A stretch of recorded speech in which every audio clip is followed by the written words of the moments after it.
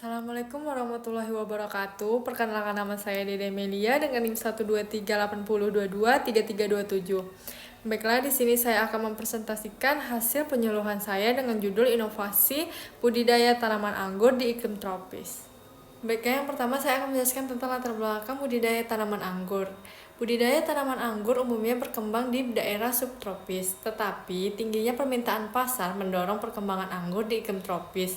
Seperti yang kita tahu, kondisi tropis memiliki curah hujan yang cukup tinggi dan kelembapan yang tinggi, sehingga menjadi tantangan dalam budidaya anggur. Oleh karena itu, dilakukan inovasi ini bertujuan untuk meningkatkan hasil produksi dan membuka peluang ekonomi bagi petani di Indonesia.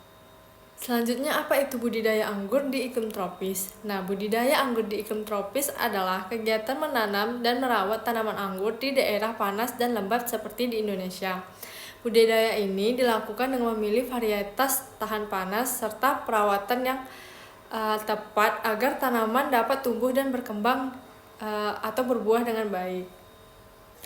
Baiklah, selanjutnya ada alat dan bahan yang biasanya kita gunakan dalam budidaya tanaman anggur di iklim tropis. Yang pertama, ada bibit anggur unggul. Pilihan bibit anggur unggul biasanya dicari yang cocok dengan cuaca di Indonesia, yaitu iklim tropis seperti Ninel, Jupiter, dan akademik. Selanjutnya ada tanah yang subur.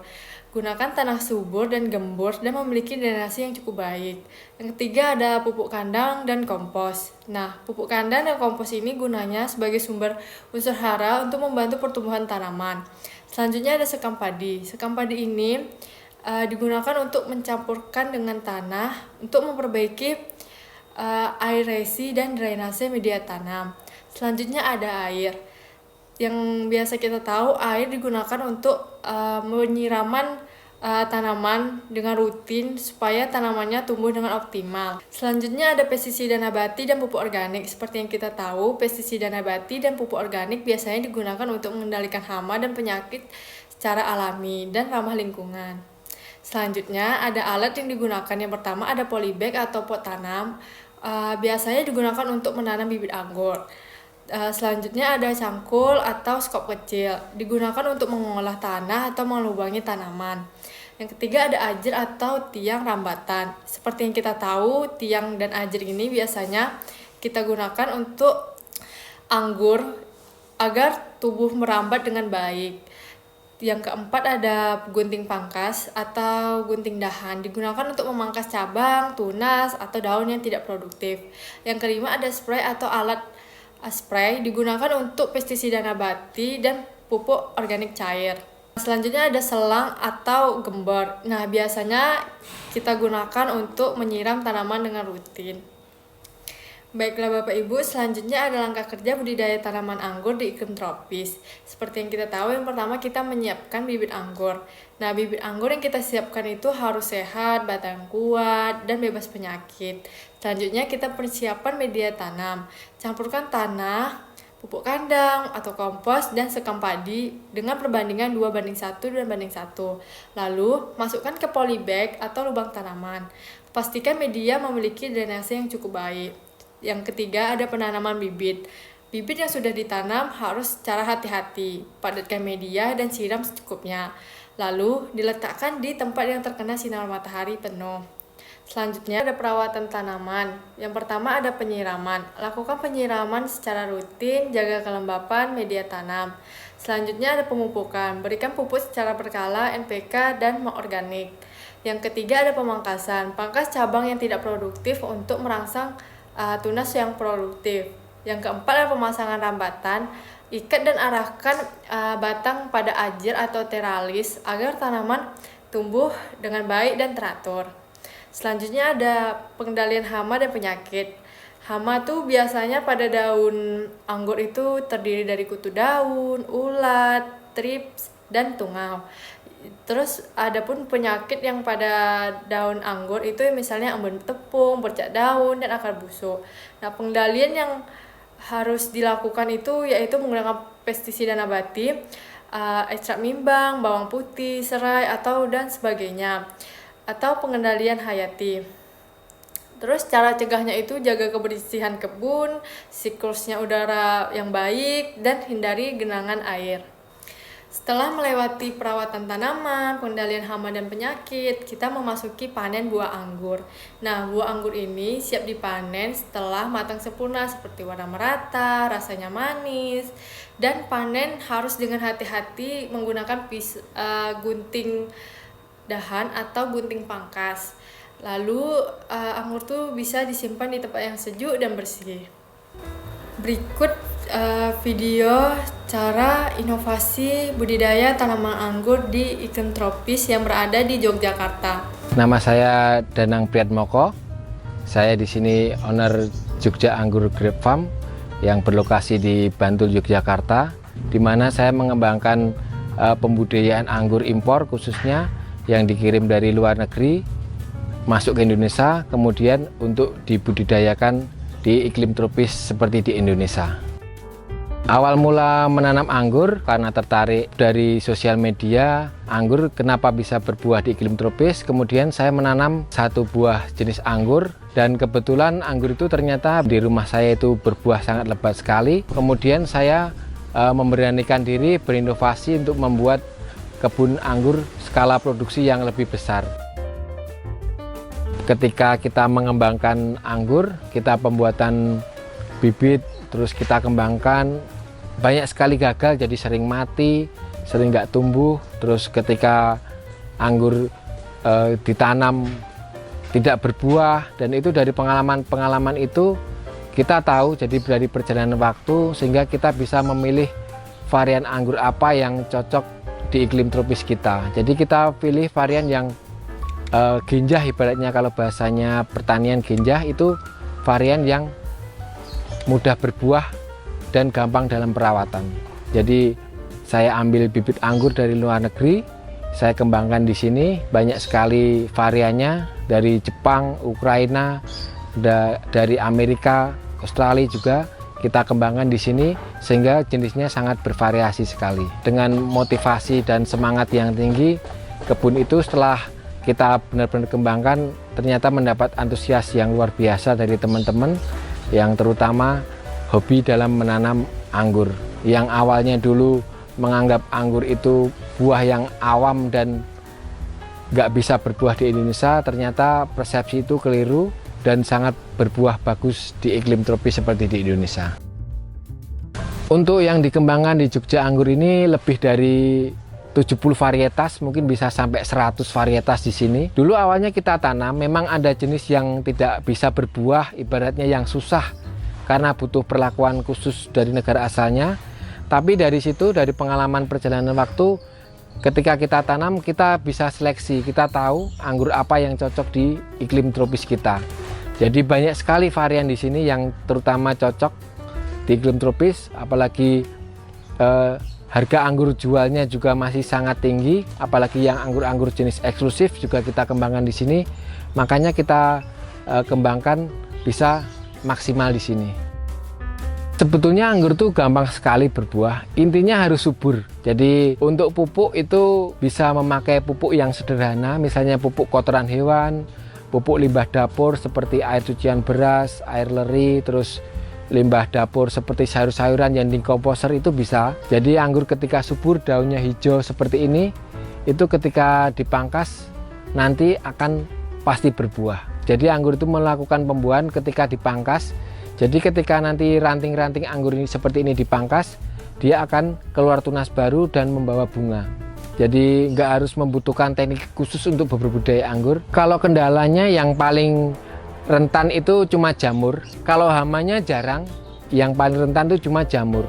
Karena memang habitatnya anggur itu tidak tumbuh liar di iklim tropis kita.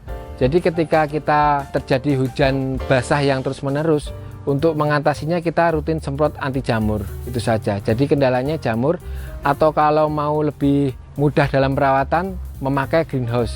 Jadi itu pohon bisa dijamin lebih subur dan berbuah lebih bagus. Kendalanya cuma jamur itu aja yang terpenting. Kalau greenhouse konsepnya intinya bisa dibuat dengan apa saja. Jadi ibaratnya bisa memakai kanal baja ringan atau bambu atau memakai pipa, itu menyesuaikan dari budget saja. Dan itu nanti ketika untuk menanam anggur jauh lebih subur karena daunnya otomatis terlindung dari hujan asam yang menyebabkan jamur. Nanti untuk tumbuh kembangnya ketika memakai greenhouse jauh lebih cepat dan buahnya juga lebih mulus karena terjaga dari jamur dan curah hujan yang tinggi. Untuk di kebun ini kalau kita melakukan pengairannya kita pakai keran, jadi satu-satu kita aliri dengan keran.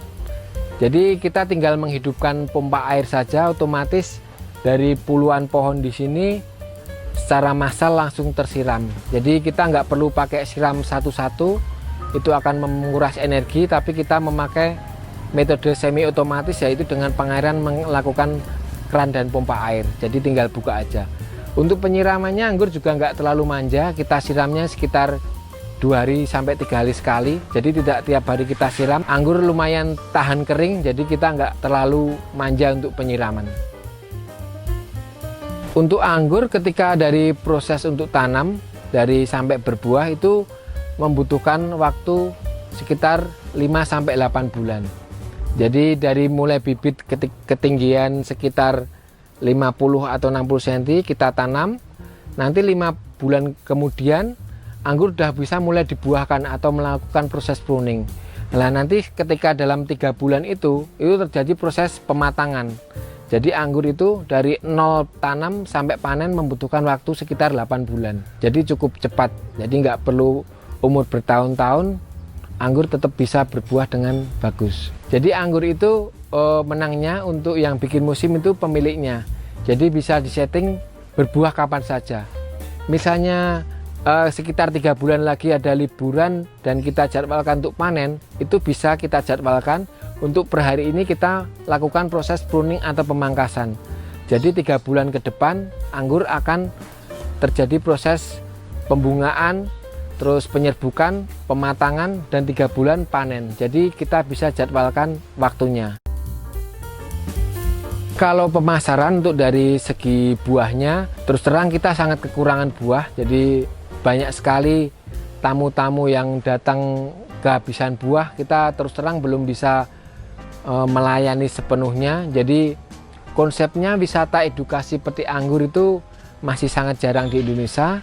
Jadi buah berapapun yang ada di kebun, buah belum sampai keluar pagar pun habis di kebun. Jadi tamu masuk, petik, timbang, bayar. Konsepnya seperti petik buah apel, seperti itu. Kita udah kehabisan stok, jadi karena banyaknya tamu yang datang. Terus kalau untuk pembibitan prosesnya juga penjualannya sangat luar biasa sekali. Kita sampai kirim-kirim seluruh Indonesia, bahkan di luar negeri, Thailand, Malaysia, Singapura, Filipina kita kirim. Jadi kirimnya kita pakai barirut atau akar anggur sama batangnya yang kita treatment, kita kirim ke negara tertuju. Jadi bibit dari kami bisa tahan sampai 20 hari perjalanan. Jadi prospeknya sangat luar biasa sekali.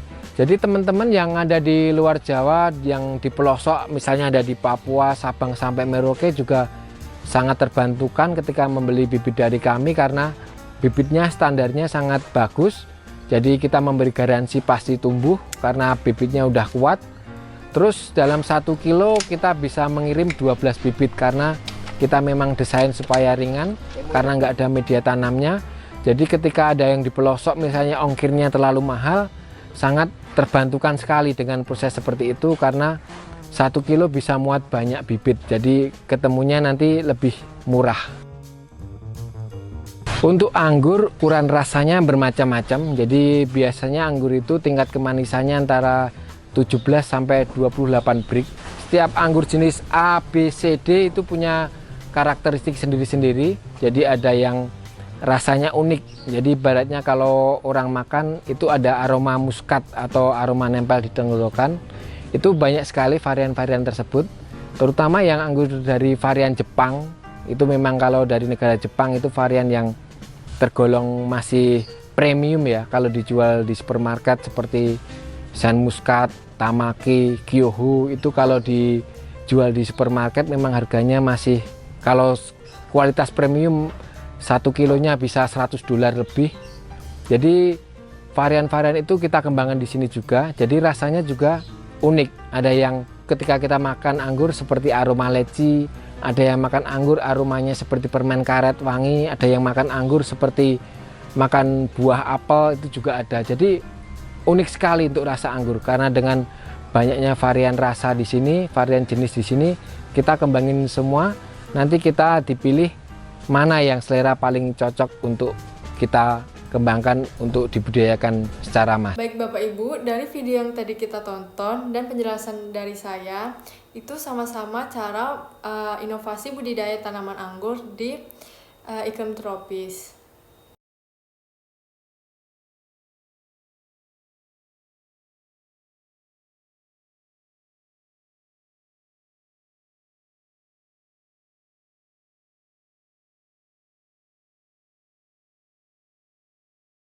Baiklah, kesimpulan dari cara inovasi budidaya tanaman anggur di iklim tropis adalah tanaman anggur dapat tumbuh dan berbuah dengan baik di daerah tropis seperti Indonesia apabila digunakan varietas yang sesuai serta perawatan yang tepat. Budidaya ini juga memiliki peluang usaha yang baik dan bernilai ekonomi tinggi bagi masyarakat.